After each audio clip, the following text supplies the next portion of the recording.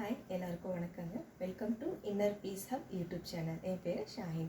நான் இதில் என்னுடைய ஸ்பிரிச்சுவல் ஜேர்னி ப்ளஸ் நான் படித்த புத்தகங்கள் இதுதான் நான் இதில் ஷேர் பண்ணிகிட்ருக்கேன். ஸோ இன்றைக்கி மாஸ்டர் யுவர் எமோஷன்ஸ் அப்படின்ற புத்தகத்தை நான் உங்களுக்கு ரிவ்யூ பண்ண போகிறேன். ஆக்சுவலாக இந்த புக் நான் ஃபுல்லாக படிக்கல, கொஞ்சம் படிச்சிருக்கேன். அதுலேருந்து நான் சில குறிப்புகள் எடுத்திருக்கேன், அதை மட்டும் நான் உங்களுக்கு ஷேர் பண்ணுறேன். ஸோ இது ரொம்ப நல்ல புத்தகம் தான் நான் சொல்லுவேன். நம்மளுடைய எமோஷன்ஸை நம்ம எப்படி ஹேண்டில் பண்ணுறோம் அப்படிங்கிறது தான் இது. ஸோ நம்ம எப்போயாவது எமோஷன்ஸை நம்ம ஃபீல் பண்ணியிருக்கோமா, அதை எக்ஸ்பீரியன்ஸ் பண்ணியிருக்கோமா அப்படிங்கிறது தான் இந்த புத்தகத்தில் சொல்லியிருக்காங்க. ஸோ என்னென்ன வகையான எமோஷன்ஸ் இருக்குது அப்படிங்கிறத பார்க்கலாம். பாசிட்டிவ் இருக்குது, நெகட்டிவ் எமோஷன்ஸும் இருக்குது. So happy, sad, fear, anxiety, depression, disgusting, pride, shame, embarrassment, excitement, இதெல்லாம் தான் எமோஷன்ஸாக இவங்க சொல்கிறாங்க. So emotions depending upon the situations, நம்ம எந்த மாதிரியான சிச்சுவேஷனில் இருக்கோம், அதை நம்ம எப்படி கையாளுறோம் அப்படிங்கிறத பொறுத்து தான் இந்த எமோஷன்ஸ் எல்லாமே அமைகிறதா அவங்க சொல்கிறாங்க.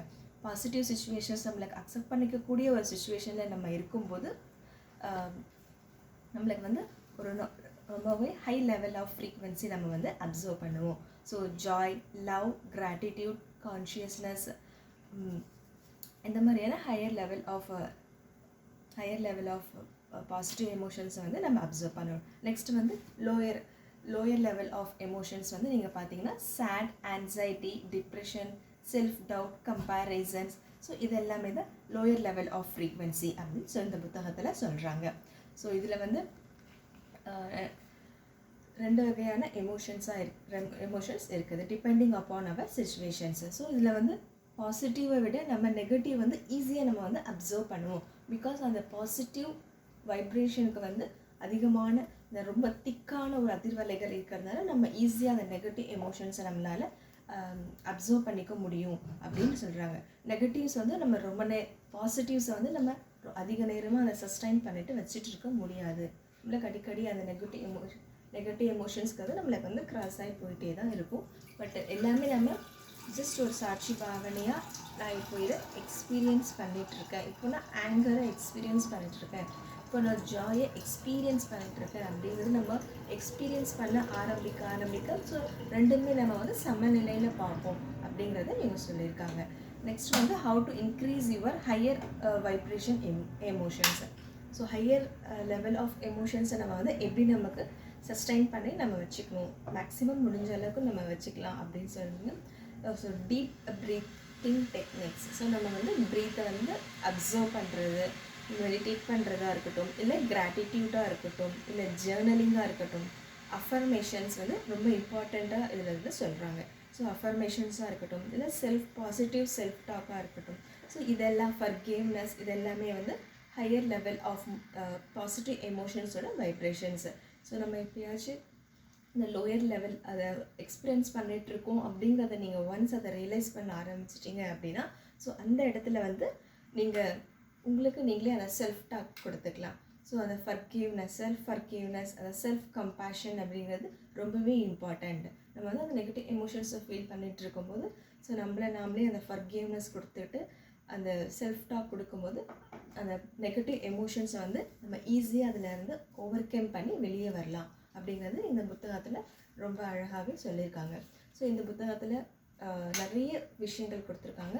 இதில் எமோஷன்ஸ் அப்படிங்கிறது ஓவராலாக நான் கம்ப்ரெஸ் பண்ணி தான் சொல்லியிருக்கேன்.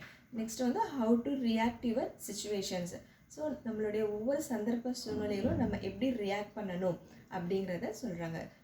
நெகட்டிவ் சிச்சுவேஷன்ஸை இப்போ ஃபேஸ் பண்ணிகிட்ருக்கோம் அப்படின்னும்போது just take a moment, take a deep breath. So next அந்த செல்ஃப் அவேர்னஸ்க்கு நம்ம வந்துடணும். ஓகே, இப்போ நான் ஆங்கரை ஃபேஸ் பண்ணிகிட்ருக்கேன், எனக்கு பிடிக்காத ஒரு சந்தர்ப்ப சூழ்நிலை இப்போ நடந்துகிட்ருக்கு, என்னால் அதை அக்செப்ட் பண்ணிக்க முடியல அப்படிங்கிற ஒரு அவேர்னஸ்க்கு நம்ம வந்துட்ட பிறகு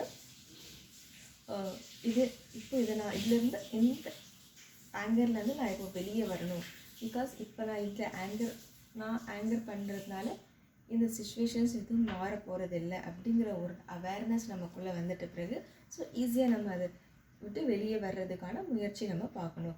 ஸோ இதுக்கும் அவங்க அப்சர்வ் யுவர் ப்ரீதர்ஸ். ஸோ நம்மளோட ப்ரீதை நம்ம அப்சர்வ் பண்ண அந்த ஆங்கர் அப்படிங்கிற ஒரு விஷயத்தை விட்டு மெல்ல மெல்ல நகர்ந்து வந்துடுவோம். Next think before you react. So அந்த சந்தர்ப்ப சூழ்நிலைகளில் இப்போ நான் இப்படி ரியாக்ட் பண்ணணும் அப்படிங்கிறத ரொம்பவே யோசித்து நம்ம ரியாக்ட் பண்ணணும் அப்படிங்கிறத சொல்கிறாங்க. நெக்ஸ்ட்டு ஃபோக்கஸ் ஆன் த சொல்யூஷன்ஸை. ஸோ அதுக்கான சொல்யூஷனை நம்ம தேடணும். இப்போ நான் இதுக்கு ரியாக்ட் பண்ணும்போது நிச்சயமாக இதில் எந்த ஒரு மாற்றமும் நிகழ போகிறதில்ல.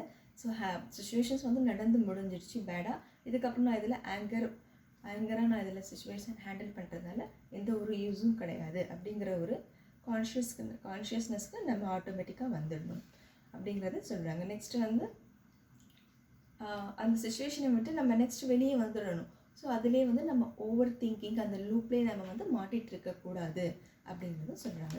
நெக்ஸ்ட் வந்து அந்த டைமில் நம்மளால் நிச்சயமாக ஒரு காமாக நம்மளால் பேச முடியாது. பட் அந்த ப்ராக்டிஸ் மூலிமா நம்ம ஸ்லோலி அந்த எமோஷன்ஸை நம்ம அப்சர்வ் பண்ண பிறகு அதை எக்ஸ்பீரியன்ஸ் பண்ண ஆரம்பித்த பிறகு ஸோ அந்த இடத்துல நம்ம வந்து ரொம்ப காமாகவே பேச ஆரம்பிச்சிடுவோம் அப்படிங்கிறத இவங்க சொல்கிறாங்க. இந்த இடத்துல வந்து செல்ஃப் கம்பேஷன் அப்படிங்கிறது ரொம்பவே இம்பார்ட்டண்ட். செல்ஃப் கம்பேஷன் நம்ம கொடுக்க அந்த எமோஷன்ஸ், பேட் எமோஷன்ஸ், இல்லை நெகட்டிவ் எமோஷன்ஸை வந்து நம்ம ஈஸியாக கையாள முடியும் அப்படிங்கிறது சொல்கிறாங்க. நெக்ஸ்ட் வந்து how to control your negative எமோஷன்ஸை. ஸோ ஜஸ்ட் காமாக இருக்கணும் அந்த சூழ்நிலைகளை. So observe our breath.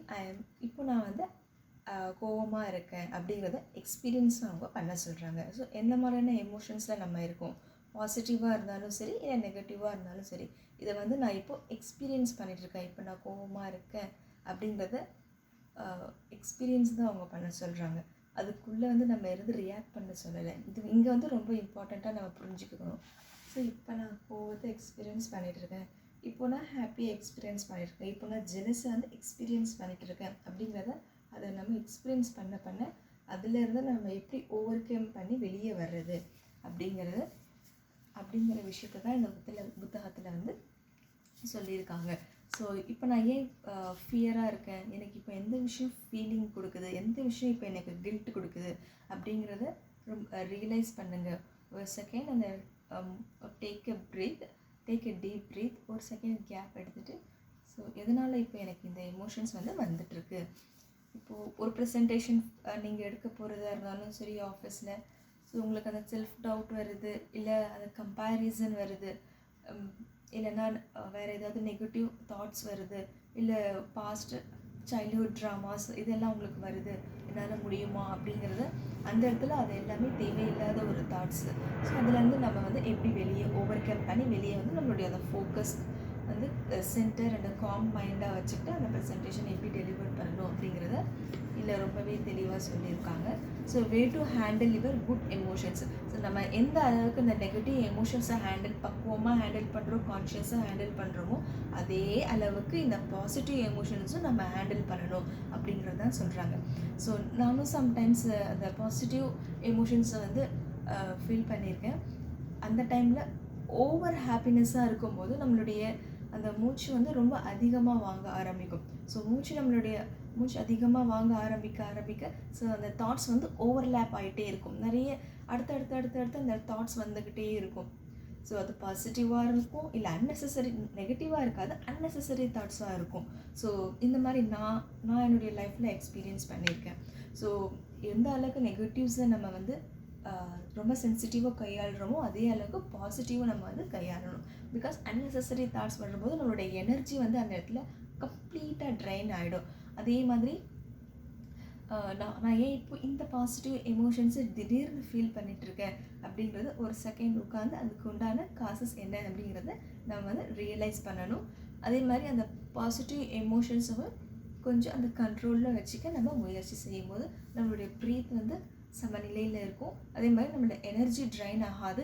இந்த இடத்துல வந்து நம்ம வந்து நிறைய அன்வான்ட் கமிட்மெண்ட்ஸ் கொடுக்கறதுக்கும் இதில் வாய்ப்புகள் அதிகம். அதனால் நம்ம இது வந்து ரொம்பவே ஷார்ப்பாக நம்ம வந்து இதை எடுத்துகிட்டு போகக்கூடிய ஒரு விஷயமாக தான் இவங்க சொல்கிறாங்க.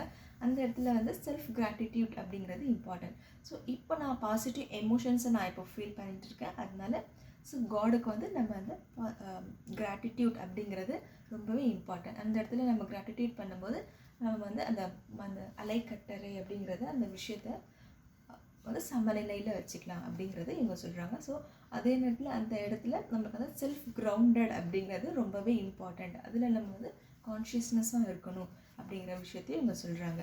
ஸோ குட் எமோஷன்ஸ் அப்படிங்கிறது ஒரு வேவ்ஸ் தான். அது வந்து வரும், மறுபடியும் நம்ம அதை கிராஸ் பண்ணி நம்மளுக்கு அது போயிட்டே இருக்கும். நெக்ஸ்ட் எமோஷன்ஸும் நம்ம ஃபீல் பண்ணிகிட்ருக்கோம்.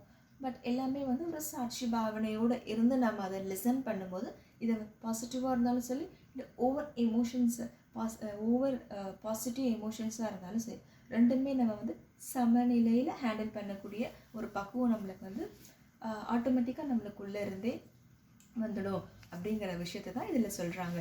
ஸோ பாசிட்டிவ் எமோஷன்ஸ் வரும்போது நீங்கள் எப்போயாவது ஃபீல் பண்ணியிருக்கீங்களா?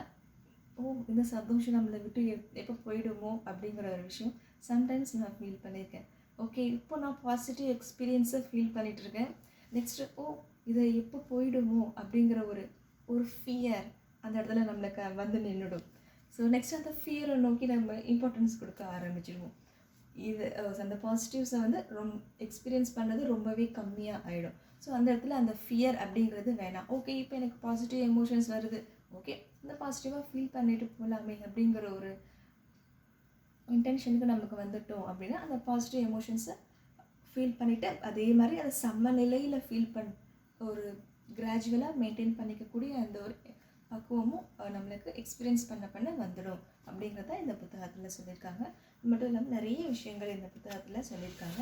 ஸோ சின்னதாக ஒரு பார்ட் மட்டும்தான் நான் இதில் இன்ட்ரடக்ஷன்ஸ் மட்டும்தான் நான் எடுத்து இதில் வந்து நான் கம்ப்ரெஸ் பண்ணி சொல்லியிருக்கேன். ஸோ நெக்ஸ்ட் வீடியோஸில் நிச்சயமாக இன்னும் நிறைய விஷயங்கள் இருக்குது, நான் ஷேர் பண்ணுறேன். இந்த நான் சொல்ல வந்த விஷயங்கள் ஹோப் நான் சொல்லியிருக்கேன்னு நினைக்கிறேன். தேங்க்யூங்க. நன்றி. வாழ்க வளமுடன்.